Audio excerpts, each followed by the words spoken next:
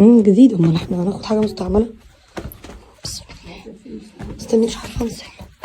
بس دي مبهدله هتعمل ولا عشان مش معموله؟ بسم الله بسم الله بسم الله. صح كده. هي تقريبا نفس التانية. هو كان في حد مدفون هنا؟ دي احنا 22 صح كده؟ دي 22 متر. دي 22 كم ايه؟ اتنين، واحد حريم واحدة حريم كده واحدة بس جميلة قوي. لا كان متواجد جميلة شفت أول مدخل احنا اتقابلنا عليه.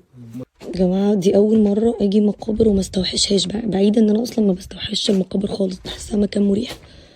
بس بسم الله عليكم طبعا. سوري فيها سقف وده ميزة يعني اكتشفناه، مش بتاعت حد، هما بس اشتروها. بسم الله. بس السقف انتوا خايفين من ايه؟ عشان بس الموضوع مش مخيف خالص. بصوا ده كفن، دول 3 انا جايباهم لنفسي 3 ماشي. استنى جايبه واحد يكون عند احمد في الشقه، وواحد في العربيه، وواحد عند ماما في البيت، عشان ايه لو حصل لي اي حاجه اي وقت ابقى جاهزه. استنى خليني اوريهولكم. هو من توحيد والنور ب100 مش عارفه، هي غدا اللي جابتهولي الصراحه.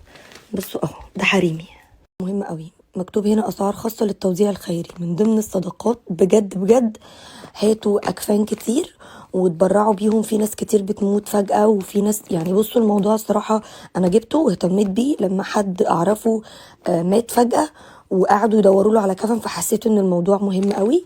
ماشي انا جايبه في رجالي كمان، يعني احنا جايبين كمان عندنا في البيت رجالي ماشي، وماما عندها وخالته عندها وكلنا عندنا، يعني الموضوع مهم. انا مش عارفه انتوا بتحسبوها ازاي، بس بجد الموضوع مهم قوي.